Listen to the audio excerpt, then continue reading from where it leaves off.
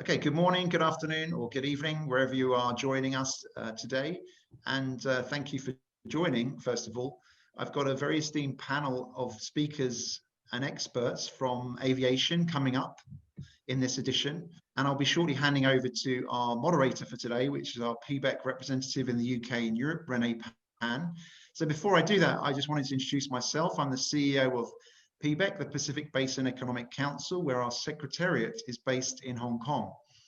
We've been established since 1967, one of the oldest business organizations in Asia Pacific, connecting businesses with government and with each other, peer-to-peer groups, in order to share market insights, investment opportunities, and in general, tackling some of the major issues that are stumbling blocks, especially in these very challenging times during the COVID crisis in particular, where collaboration amongst institutions has never been more important, and amongst the member states of APEC, which include our friends today from Taiwan. We also obviously reach out to further afield in the EU. So we're joined as well with Jan from the Czech Republic. Renee is based in London, even though she's originally from mainland China. So PBEC reaches out to all creeds and different backgrounds, which is one of the beauties of the organization. We're not industry specific, but we like to deep dive into different industry sectors. So I'm pleased today that we're going to be talking about general aviation and the ties between China and Europe in particular, and Asia. And so therefore I'd like to hand over without further ado to Renee Pan, who's going to be moderating the session today. So thank you in advance to our speakers. And I look forward to hearing some wonderful dialogue on this subject and the sort of future direction, the now and the before, and going forward on what we can look forward to and some of the opportunities in the sector for maybe those investors joining the session as well. So over to you, Renee. Thank you, Michael. 欢迎大家观看太平洋盆地经济理事会网络研讨会系列2020。我是潘磊，任理事会驻英国及欧洲地区管理合伙人。今天我们在英国首都伦敦为您带来一场研讨会，主题为在新冠病毒恢复期，欧盟和亚洲在通用航空领域合作前景。下面请允许我介绍今天研讨会的嘉宾，他们分别是 Michael Walsh， 驻香港太平洋盆地经济理事会首席执行官，陈博胜，威翔航空科技股份有限公司德国分公司首席执行官，谢启泰，驻台湾威翔航空科技股份有限公司通航发展事业处副总经理，让 Friedrich， 驻捷克轻型飞机协会副主席。Welcome to our panel, to our audience, and to you at home. 接下来，首先有请来自威翔航空科技股份有限公司德国分公司首席执行官陈博胜查理先生为我们介绍威翔航空发展历史。OK， 好的。首先感谢 PBEC 以及潘小姐给予威翔航空这个机会，跟大家一起分享一些公司的历史。那首先我们可以看到简报 ，OK。威翔航空呢是于2013年由陈天进先生创立。那他本身是一个飞行爱好者，公司初创立的时间，其实并没有很多的航空工程及生产的技术人员，但是他整合了一个航空的专业团队，期望能将航空的文化带入亚太地区，及提供给全球最好的2人座飞机。陈天进先生同时也是一间上市公司玉晶光电股份有限公司的董事长，是全球最大的光学镜头制造商之一。OK， 自2013年起，威翔航空和德国的飞机制造商 Flight Design GmbH 公司合作，取得了亚太地区生产及独家的经销权利。那同年，威翔航空厦门的分公司也成立了，也就是目前的生产基地。2016年的时候，威翔航空交付了中国制造的 CTLS 飞机至美国，其中的几架飞机进入了美国的执法部门，协助美国的警方用于侦查的任务。OK，那之后在2016年的时候，Flight Design GmbH 公司，它因为他们的财务的问题，向德国的法院申请了破产重组。而威翔之后呢，成立了威翔德国的分公司，为了要执行收购的工作及未来航空工程项目的服务。在2017年1年的期间，威翔成功的取得了 CTLS 飞机的所有的知识产权。之后经过了1年的努力，威翔成功获颁了中国民用航空局所颁发的生产许可证。那民航局它认可了威翔航空的品质系统以及生产的体系，能够给客户最及时的服务与资源。那在2018年的时候，由于我们发现说，市场的需求产量，市场的需求增加了，因此我们为了要增加产能，我们做了一个策略性的决定要把我们现在在厦门的工厂，移至江苏省的镇江市，那来符合增加产能，还有成立了一个俱乐部，作为俱乐部营运以及教学使用。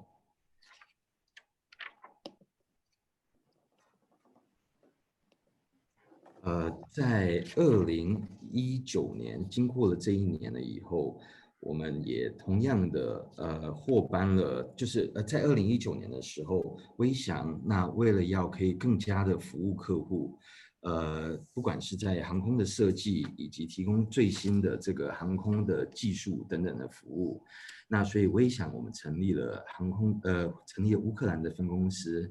那也在2019年的时候，从 CAAC 取得了 CTLS 飞机的型号合格证，那给客户最先进也最安全的配备。OK， 谢谢 Renee。谢谢查理的介绍，使我们有了更深一步对威翔航空的认识与理解。接下来，我们有请Jan Friedrich 驻捷克轻型飞机协会主席为我们诠释捷克通用航空全方位解决方案。Now, let us welcome Jan. Over to you, please. Thank you, Renee. It's my great pleasure to participate in this webinar. I would like to present you a Czech AZ solution for general aviation as a possible platform for GA cooperation in Asia.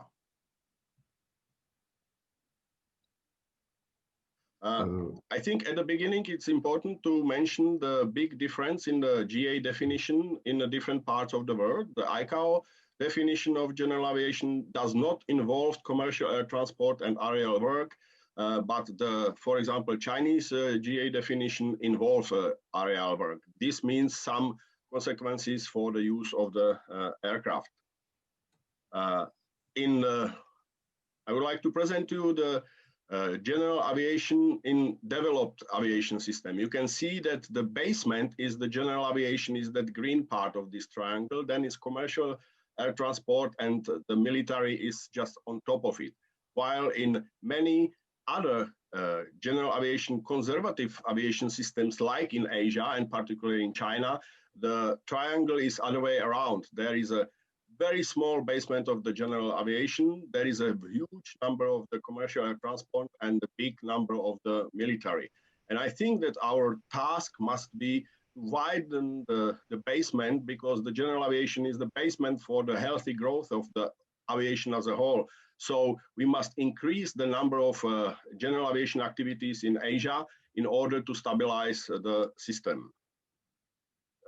Each aviation system relies on 4 basic pillars, which is the initial airworthiness, which is the certification, continuing airworthiness, which is the maintenance, licensing, which is the training, and operation, which is access to the airspace. And the important point is that the system works well only if all pillars are well balanced. This does not mean that it must be the same in each country, but the secret of the success of the light aviation in Czech Republic is that we managed to achieve this balance. I will just give quick example what this balance means. For example, if you will have a difficult airworthiness, it would be difficult to certify the planes, but you will have an easy licensing. it will not work, because you will have potentially a lot of pilots, but they will have nothing to fly because there would not be an aircraft. And you can have many other combinations. For example, the biggest problem which I see in China, for example, is the access to the airspace, which is very limited. And then this is limiting the potential growth of the general aviation. The Czech Republic has more than 100 years of the tradition in the aviation, but as you can see, we are relatively very small compared to some of the cities in China. We are members of all important aviation organizations in the world, and the Light Aircraft Association is a very important part of that in Czech Republic. And we have, this year we celebrate the 30 years of from our foundation. The Light Aircraft Association of the Czech Republic is a competent authority for certification, licensing, and operation of ultralights in the Czech Republic. This covers 9 different categories, ranging from paragliding up to 600 kilo aerodynamically controlled ultralight. In this respect, we are unique in Europe, because in no other countries they were able to keep all these activities together. They are separated. That's why when we keep them together, our negotiation position towards the government and other institution is much bigger than if we would be separate. We have more than 7,000 members. We registered more than 7,000 aircraft, and we issued more than 14,000 pilot licenses. These are our activities in pictures, so you can see that it's really range from very different activities. What are the key factors for our success? The key factor is that we were able to found the LAA in 1990, which gave the legal framework for all microlight activities, including manufacturing. And that's important, because not many other associations like us have the responsibility for manufacturers. This is giving us the opportunity that we control the whole cycle of the aviation. And we, as a part of that, we created a certification system within the LAA, which is offering the acceptable simplicity and of certification while providing safety to aircraft design, building, and operation. We have a good cooperation with the government, and we use a common sense, which is a very important part in our task. Just to give you some flavor of difference between the Light Aircraft Association and the Czech Civil Aviation Authority, you can see that basically we are responsible for almost double of the aircraft than the Czech CAA. So for Czech Republic, this sector of the ultralight and large sport aircraft is very important part of the the general aviation activities. We have 91 general aviation airports, out of them 19 international airports, 86 microlight airfields, total 180 airports. And what is very important, there are no restriction at airports for ultralights or LSAs. The only restriction is the operational equipment, like transponder mode C for the Prague International Airport. The Czech AZ solution for general aviation in China is a unique project which covers all activities related to general aviation, based on the proven Czech experience. It is based on the fact that 30 years ago, Czech Republic general aviation was in similar condition as today's Chinese general aviation. Today, the Czech aviation is one of the market leaders in many aviation activities. We believe that this experience could be inspiring to other Asian countries, and it could be adapted to their conditions, and our Czech AZ solution for GA could be used as a platform for cooperation in Asia. It is a complex solution which covers all necessary activities for general aviation, which is the methodology, legislation system, design, testing, manufacturing, from paragliding up to the commuters, power plant instrument solution, training of pilots and ground staff, airfield solution, air navigation services, ground systems, helicopters, emergency medical services. On all this, the Czech Republic has many things to offer. We have a support of the Czech government institutions, and the participation at the moment is about 15 companies and associations. You can see on this picture that for the light aircraft, we are able to cover almost all activities which are necessary for this activity. The same values for the commuters category, that the Czech Republic was able to develop all these things inside the Czech Republic, and good cooperation. very important part of the general aviation is education and prevention. For that, we are issuing the aeronautical charts. We have our members magazine. We have a lot of methodologies and things like that. I think that's very important, which must be used for the growth of the general aviation. If you do all things right, you can get nice pictures like this, which is from our annual fly-in called LA Sobě, which we do in Jihlava Airport. And in the top years, we could have more than 250 airplanes coming for just one day, morning there and evening back. I think that's also an example of the good aviation activities. We have a successful cooperation with Civil Aviation Administration of China. We have all necessary agreements, which the most important one is the bilateral technical arrangement between the Czech Ministry of Transport and CAC, which was signed in 2016, and it's implemented by Light Aircraft Association of the Czech Republic. Based on that, 4 VTC were issued by CAC for these aircraft, which is the GA600 Skyleader, Alto, FM250 and Shark. And for 2 of them, there is also agreement for so-called PCTC split, that based on that agreement, the Chinese company can produce this aircraft in China when they receive all the necessary permissions from the Chinese Civil Aviation Administration. Of course, what is our experience with that? Our experience is that until 2018, the cooperation was quite good, but because of the news of the coming 600 kilo category in Europe, the Chinese started to request such aircraft as well, because the ultralight limitations in the payload doesn't allow their full use in China. Therefore, we started discussions about 600 kilo possibilities in China. Here on this picture, you can see that problem, that on the old definition of the microlights, you didn't have enough useful load. By the new definition of 600 kilo light aircraft, you have much more payload. Therefore, the aircraft is possible to use much widely than the ultralight. We started, so the changes in Europe allow us now to issue the type certificate for sport flying equipment, how we call them in Czech, up to 600 kilo maximum takeoff weight. And then we started the discussion with the CAC AAD about upgrading that. These discussions are not finished yet, but I think we will finish them soon. And this will open new possibilities for cooperation in general aviation between China and Czech Republic, and also in other parts of Asia as well. So what is the platform offering? The Czech AZ solution for general aviation offers to our possible Asian partners tradition, proven Czech experience, we have enough qualified experts for all sectors of our activities. We have efficient system for light aircraft with maximum takeoff weight less than 600 kilo. We have very good safety record and excellent references. And we are open to cooperation within the Czech AZ solution for light aviation. This is just the sum of the potentials, example of potentials which can be used for thinking about general aviation in Asia, or particularly in China.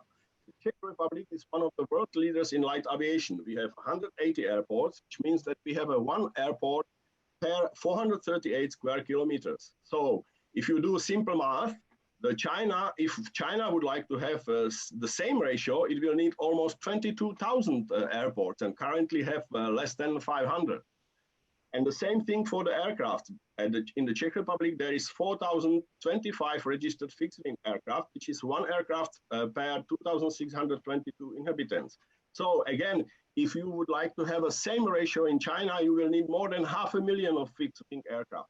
Of course, this is not realistic, but if we go for, let's say, for 20% of these numbers, which I think is realistic, then you will still need much more airports and much more aircraft than you have at the moment. But the potential is big. And that's end of my part for the moment. Back to you, René. Thank you for sharing your insightful knowledge. 下面我们进入小组讨论环节。本环节中，让我们听听专家们对热点话题的剖析。Following, welcome to the group discussion section. The first question, what general aviation developing situation in Asia and China? 通用航空在亚洲和中国的发展现状如何呢？ Tai, over to you, please. Okay, thanks, Rennie. However, I can't speak for all Asian countries. This is just my personal opinions. Speaking of the general aviation, the development in Asia usually not comparable to that of the United States and Europe. Why do we have such inspiration? According to the GAMA, General Aviation Manufacturing Association data, there are more than 446,000 general aviation aircraft in the world, of which more than 210,000 are based in the United States and more than 130,000 in Europe. And there are more than 5,000 public airports in the United States and more than 420 general aviation airports in Europe. There are only 1,000 airports in the whole of Asia. And I contribute these gaps to three key factors. The first one is economic factor. Personally, I think the economic always play an important role for every industry, especially in aviation, because it needs money to promote aviation, whether it's a civil aviation or general aviation. The rapid economic development in Asia can be tracked back only to the last 30 years. That is, in the last 20 to 30 years, most of the Asian countries has just reached a certain level of economic development. Compared to the Europe and the United States, which started to develop general aviation after World War II, this is obviously not the case in Asia. The second one, I have to say, is the political factors. Political factors are reflected in regional instability and tensions. For example, the relation between China and Taiwan, the conflict between the North and South Korea, and the China-India border issues. These political issues will more or less make the government unwilling to open the low altitude airspace and put many restrictions on the aviation activities, especially for general aviation, because this country do not want to have too many people flying freely in the sky. Is unhealthy for general aviation market. The third one is the cultural issues. We cannot avoid talking about the culture when we are analyze the difference between the Eastern countries and the Western countries. Many countries in Asia has been influenced more or less extended by the Chinese Confucianism. People in these countries are usually conservative and will choose not to try something new or something that will risk their lives unless someone can give them 100% guarantee that it's safe. Although flying today is quite safe, but it's not 100% safe. Also, fighting against the bureaucracy. I cannot say that the only Asian country has a bureaucracy, but most of the government employees in Asia tend to follow orders from their superiors. If the new policy doesn't come from the top, it's very difficult to push it. From an optimist point of view, there is a potential market because of the gap. The general aviation market in Asia is huge, like Yang just mentioned. The country currently pushed it the hardest and the most aggressive is China. And China has two purposes to push the general aviation market. One is economic issues, and the other is the need for national defense. In 2010, China announced the opening the low altitude airspace, and this message that has been taken as a signal general aviation market is about to take off.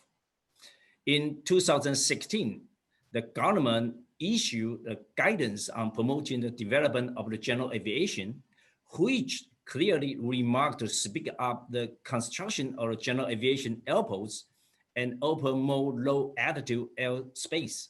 According to the guidance, by 2020, China will have built more than 500 GA airports with more than 5,000 GA aircraft and reach an annual flight hour up to 2 million hours. Nowadays, we are in the 2020. Let's check to see if the Chinese GA really took off or is still rolling. I'm sure that many people are disappointed. Okay, that's my point of view. So what's your comments, Yang? Yeah, thank you, Tai. In principle, I agree with you. I think that the problems which we can see, especially in China, are quietly related to that, what I described that four aviation pillars, that you still didn't find the right mix of these four factors. One of them, and I think one of the most important one, is the access to the airspace, especially in China. You are for many years talking about the opening of the low airspace, but from my point of view, you didn't reach the level which is necessary for the healthy development in that area. The second one part, which I think is same important, is that it's clearly visible that in China there are missing generations of pilots which were flying for fun or for recreation purposes, not purely for money. What we see in China is that everybody is focusing on general aviation just as a means to make money. And I think that's not the best way how to develop the general aviation, because basically the general aviation is quite expensive, and you can make money in long term, but not in short term. And I think you are focused too much on a short term gain. Also, the way, as you mentioned, the general aviation airports, you are building much bigger airports that we used to know in general aviation in Europe. For example, here in Czech Republic, I fly from the privately owned airstrip, which is 354 meters long, and we safely operate there light sport aircraft. But in China, the smallest airport which is built, I think which has the length about 1.2 kilometers. Therefore, the costs and everything related to that is much higher. So I think it is necessary to find a good balance, a good mix of these four pillars in China. They are good signs, like with your reform of the pilot licenses, but I think especially on the side of the airport, the infrastructure for the air flying for general aviation and for the access to the lower airspace, there is a lot needs to be done to be successful. Back to you.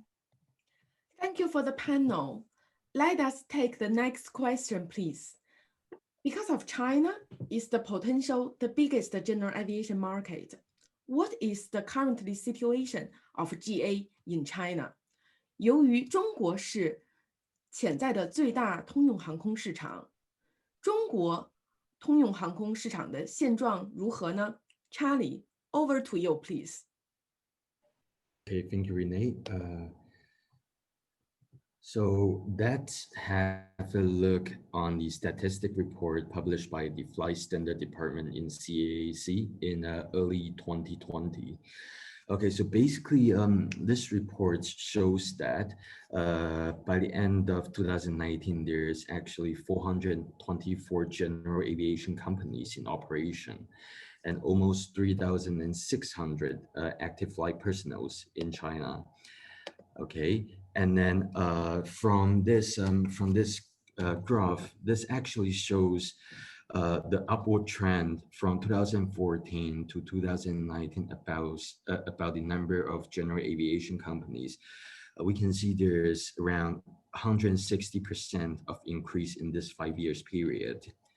And furthermore, with more general aviation companies established, and then there's also upward trend in the numbers of general aviation aircraft. Okay, this is 102% growth, and in this kind of growth in the numbers of aircraft and numbers of general aviation company, there's no doubt that we can see there's a there's a huge potential on the growth of this GA markets in just the mainland China. And then okay, not only that, we're talking about the Chinese GA market. Here we are also comparing the statistics that we found compared with 5 other big GA markets. Considering the size of their country. So for example, we have USA, Canada, Australia, and Brazil, and China here. Okay, we are comparing with the parameters on, for example, their populations, the numbers of their GA aircraft, their annual flight hours, and the numbers of the GA airfields and the temporary landing sites. Okay, so as far as we can see that the Chinese population is 4.7 times, 4.2 times higher than the size. Population is 4.6 times higher than the US market. However, from the other aspect that we're looking at right now, okay, so for example, on the numbers of the GA aircraft, comparing with the 2 countries, it's only 3% of the size it's 3% of the quantities of the total number of the aircraft in the USA. So meaning that in China, although since 2010, people are talking about the open of the low altitude airspace. However, since we are seeing there's an upward trend, but it's still not able to compare with other markets on this chart. And then so I think from the trend that we're seeing now, the room of growth is still very big. Okay, and following up is this distribution of the airports in China. So on the left side, there's a map of China, and then we can see that in total, there's 665 airports, and then out of which there's 238 civil aviation airport, and then there's 231 general aviation airport, and other landing site is 196. And this is, for example, in Heilongjiang province, and also in, for example, Guangdong province, we're seeing there is a high density of airports.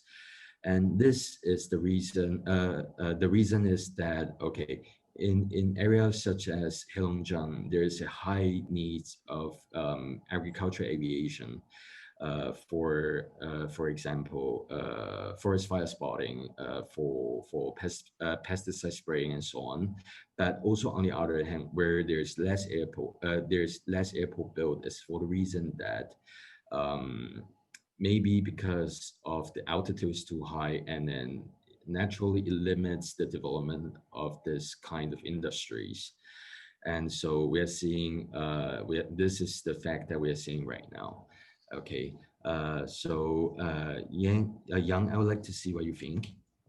Thank you, Charlie, for very interesting numbers. And I think on these numbers is clearly visible that Chinese general aviation is different, and it's not possible to compare just the raw numbers without seeing what is behind them.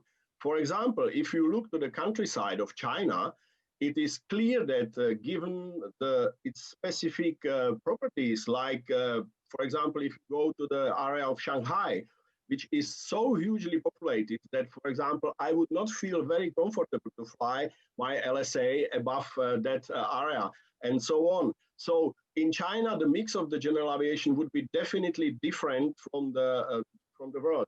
I think, for example, China is from my point of view, the market leader in the unmanned aerial vehicles, where for a lot of these specific activities like forest fighting, inspections, things like that, you can much easier use these vehicles than manned product. But I still think that if you will initiate the program for young people and make, for example, state air clubs, you can start building that base. If you remember what I was talking about, that triangle of general aviation at the beginning, that it's necessary to make the flying more accessible, especially for young people, to substitute that missing generation of pilots. Basically, I think it's very good also for the development of the society, because once you start flying and you see the world from from the height, your brain slightly change, and then your approach to solving many of the normal life situation is then much more productive and much better. So as I said, I think there is a good future for general aviation, but you still need to find the right mix of these four pillars. And basically, without the better access to the lower airspace, it's not possible. Back to you. Thank you for our speaker comparative analysis. Let us hear from our third question. What is the issue and the solution of general aviation development in China?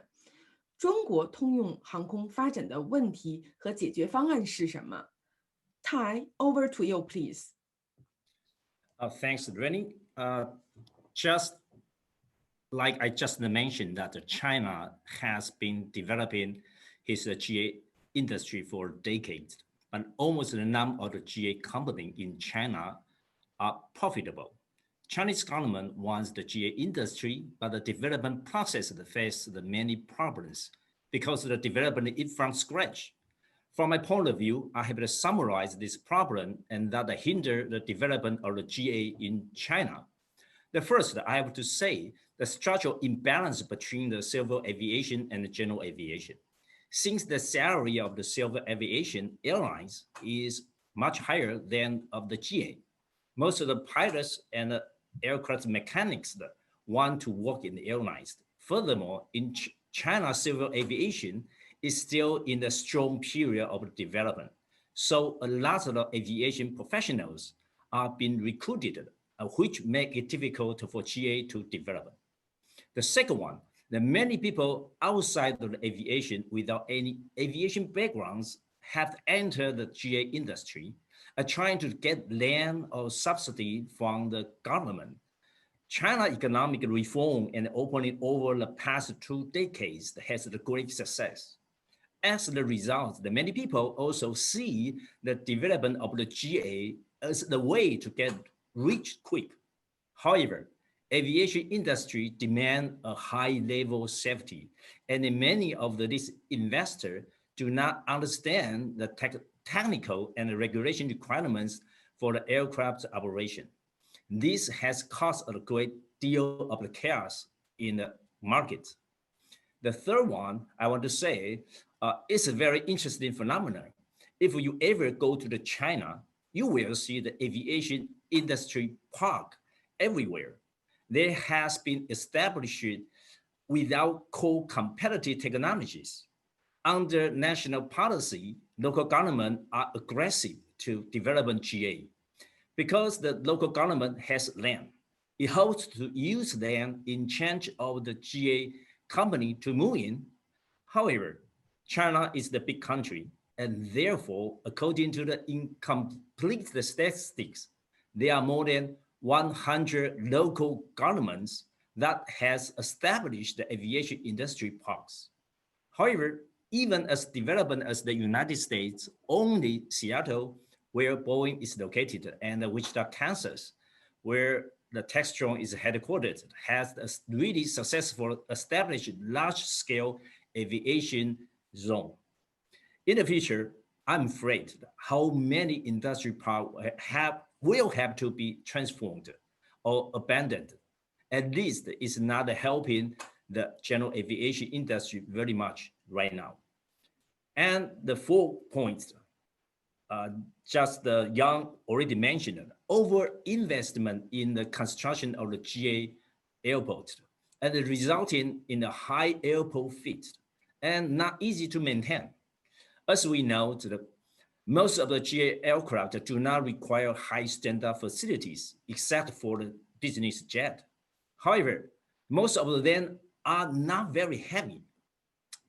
At present, GA airports built in China are usually over 200 million RMB, which means that they are built to very high standards.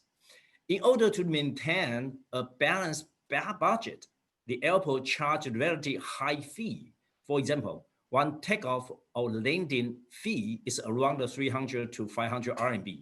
It's about 40 to 60 US dollar, while in the United States, it's about 8 to 10 US dollar. As a result, the cost of the operation for GA company has become higher, and there is no room for profit. This is a negative cycle. And number 5, the GA market has not been really well planned. No market, no flight volume. As a result, it's difficult for general aviation company to survive. And the last one, but the most important one, right now, GA lack of the professional personnel, like experienced pilots, aircraft mechanics, air traffic controller. People working in aviation must be very professional and experienced to ensure flight safety. However, in the early development of the GA in China, is obviously that is an extremely shortage of these professionals. It takes time to accumulate experience, and it must offer enough salary to retain the professional in the GA market from working in airlines. Okay, that's my opinion. What's your comments, Yang? Thank you, Sai. I think that was a very interesting summary, which I can only agree, and I will try to supplement it in a few areas. I think that that part of the problem is that cultural difference between the rest of the world and China. Because from my experience going around China and talking to many of these industrial parks, seems to me that you are too much focused, as I already said, for money and for profit. And you are trying to build it from top to the down. While in many other countries, general aviation grown from the bottom to the up, which means that there were no government subsidies and things like that, which basically deformed the free market. And for example, in this general aviation industry park, sometimes we propose them solutions which were realistic, but they were cheap. And they want to spend more money because more money means more prestige and more everything. And I'm afraid, like you said, that many of them will have a great problem. Part of that problem is also that each of these general aviation parks, they want to make their own aircraft, own helicopter, own engine, own avionics.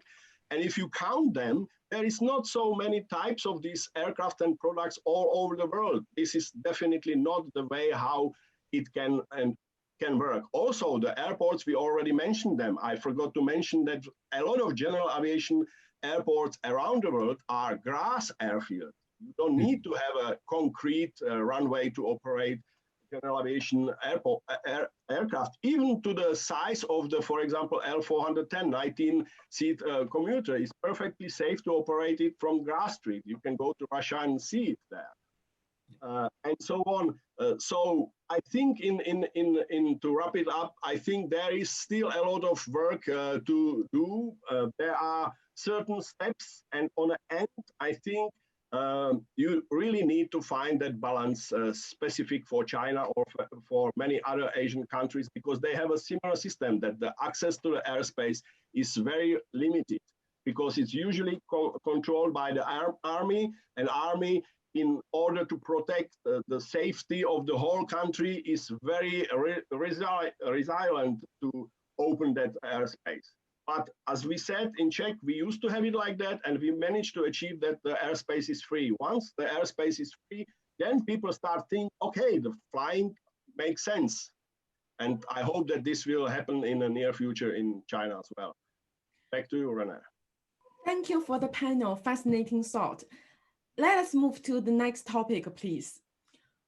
Why focus on the light sport aircraft? What are the advantages of it? 为什么轻型运动飞机又称 LSA 广受市场欢迎呢？ Tai, over to you, please. Okay, thanks, Rennie. We already talked about the problems, and now we are going to seek for the solution. For a beginning GA market, like in China, I think the light sport aircraft is a good option because the light sport aircraft is about learning, enjoying, participating. Sport and recreation is much more in tune with the world today. And yes, GA aircraft can be used for the flying enjoyment, but are far more costly to buy and operate. So we probably can focus on the light sport aircraft. Light sport aircraft are modern, affordable, safety-focused, economic aircraft, eco-friendly aircraft with worldwide acceptance through the industry standards. Light sport aircraft are quiet and versatile made of the modern construction material.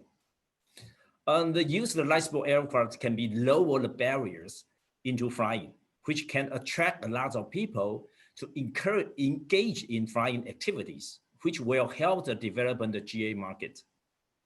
And now the CAAC also recognizing this advantage, agreed in the January 2019 that light sport aircraft can be used for private pilot training, and even more, if the light sport aircraft get approval from the CAAC, can also be used for commercial pilot training also. To encourage more people to learn to fly. People who has obtained a sport pilot license have the right to fly a 4-seat aircraft weighing up to the 1,200 kilograms. This is probably is the most ambitious regulation in the world. But we can see in China, the CAAC has made a great efforts and has his determination to push the GA industry. Okay, so what's your comments there? Yeah. Yeah, thank you, Tai. Again, I agree that the light sport aircraft or ultralights in some part of the Europe are the way how to make flying accessible for much more people than the classical general aviation aircraft. And I think, as I already said in my GA triangle, that is important to widen the base of the general aviation using these pilots, because when they start to fly LSA, they can find out that maybe LSA is okay and they would like to fly something more complex.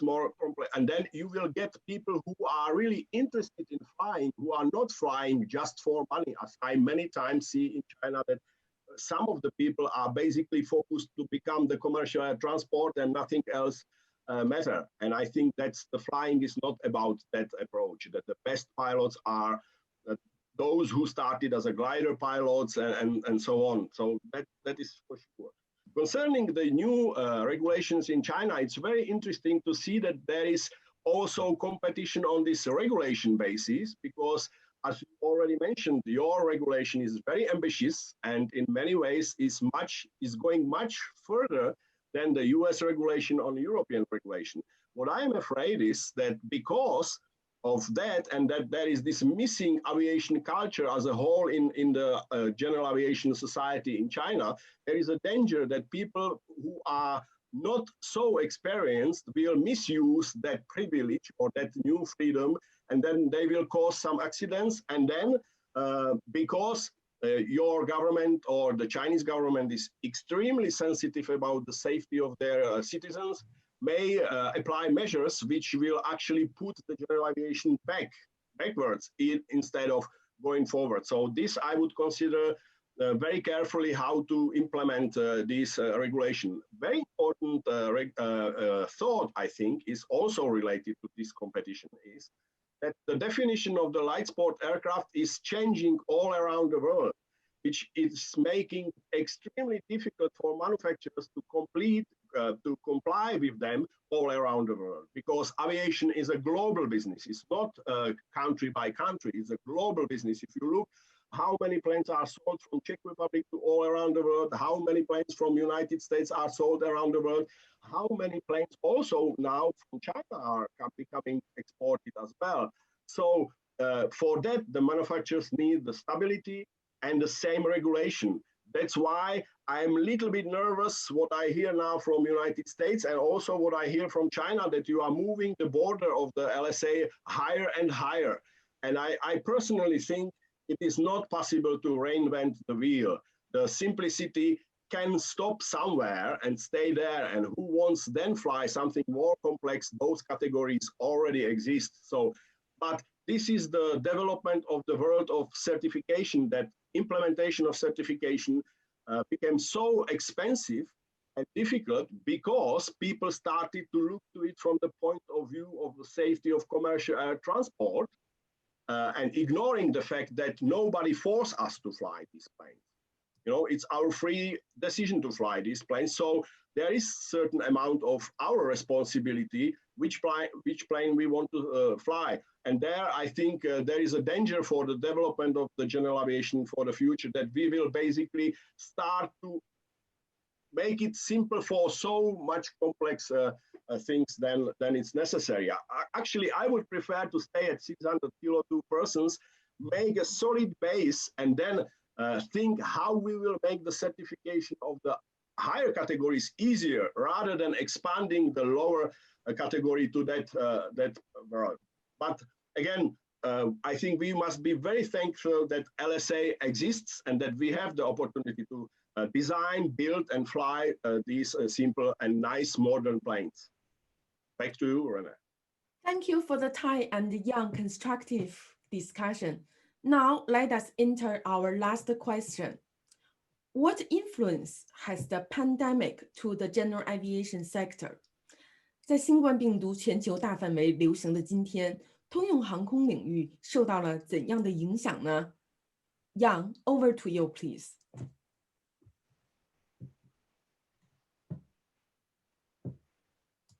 Okay, Renee, thank you.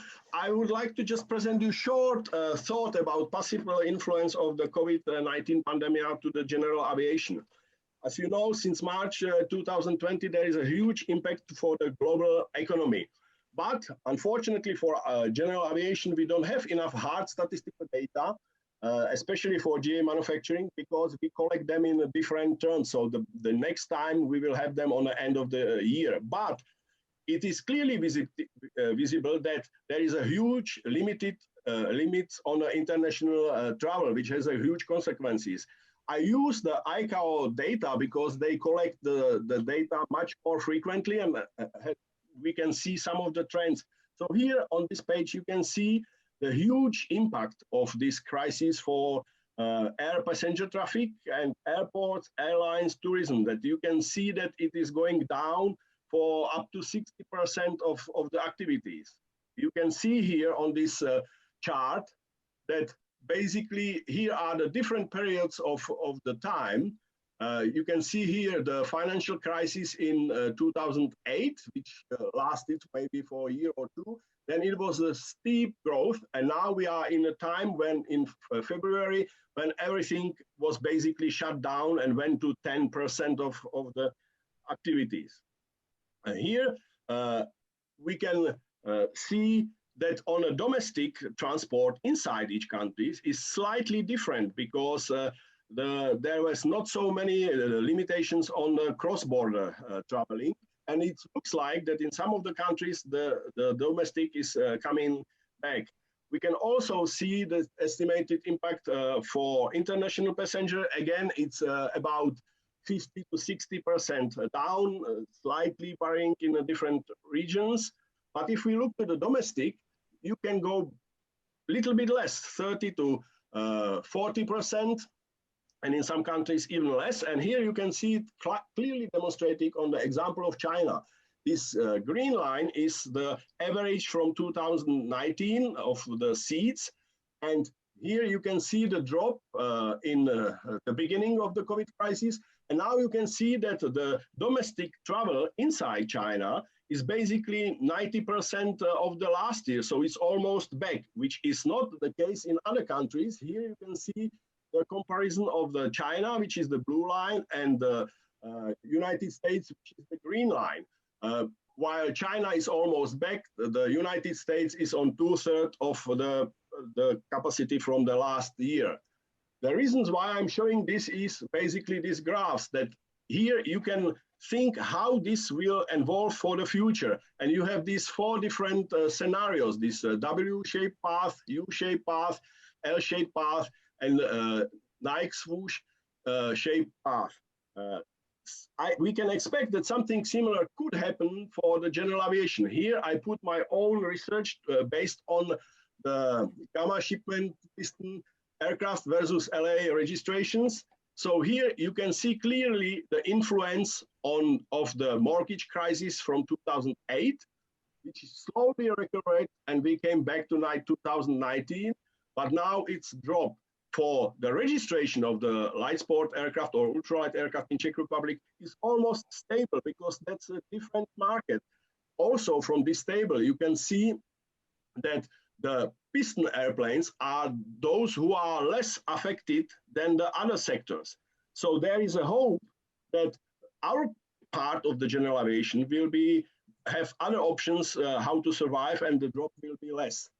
Here we can look to the US LSA data, light sport data from the United States, which I get from Doug Johnson. The overall numbers are 11% down compared to the same year. It is just 4.8% increase on a kit build market, but this is caused by the fact that kits are usually built over the period of a year or up to 3 years. So it has a certain delay, which didn't count with this crisis. And usually people, they are at home and have something to play, they play with it, so they are still building. But you can see the dramatic, almost 30% drop in the registration of the ready-to-fly LSAs in the United States. But as I already said, we will see by the end of the year how this will be reflected in these numbers. So what is the influence on general aviation? I think there are not only negatives, there are also some new possibilities, because this limited international travel gives the new possibilities for general aviation, because people, instead of flying big jets, big transport jets, they can use business jet or small 4 to 6 seat general aviation aircraft to fly from town to town for business meeting. But everything is slowed, including the certification. For the future, this could be, for the new developments, this could be a big obstacle, because, for example, EASA does not allow travel their officers abroad, which means that the certification must be done online, which is sometimes quite difficult. But of course, the prediction is difficult, because some of the countries go back to normal. There is a big influence on travel business, but as I already said, less problems for the lower end of general aviation. Flight schools looks like so far not so much affected. There are new possibilities for unmanned aerial systems. And as I already said twice time, more comparable GA data will be available by the end of the year. So more detailed study would be possible to publish maybe next year in Friedrichshafen. By the way, all major air shows have been cancelled or postponed for the next year. Which also doesn't help for the growth of the general aviation. So basically, at the moment, nobody knows how this will continue. And this is basically all from me. Back to you, Tai. Thanks, Jan. You provided such the useful information and interesting number. Yes, I totally agree you. No one knows when will be the end. But according to the Chinese province, the crisis also the opportunities. Maybe this is the time to let us reflect ourselves. Maybe we have to figure out the way to go. And this thing about the history, the human being history, yes, the pandemic that ever happened before. But in that time, it is limited, because the people didn't travel so fast by airlines. The people at that time only travel on the land by car or by sea. But you know, the nature of the aviation, that's the aircraft that fast, and he can bring the people to any place in the world within 24 hours. So that's why the pandemic, why it's so severe, because the aviation really did help the spread of the virus. But however, like you said, the impact the industry is obviously, especially for the airlines. But for the low-end GA, probably it can recover sooner than the other industry or airlines industry. Okay, that's my comments. Okay, back to the Rennie. 再次感谢专家们精彩的讨论，我们本期在线研讨会到这里就告一段落，请关注我们的官方网站 www.pbec.org， 期待与您下期研讨会再会。Thank you for all panelists stimulating conversation. This is a wonderful and uplifting conversation upon which to end. Until next time, bye for now.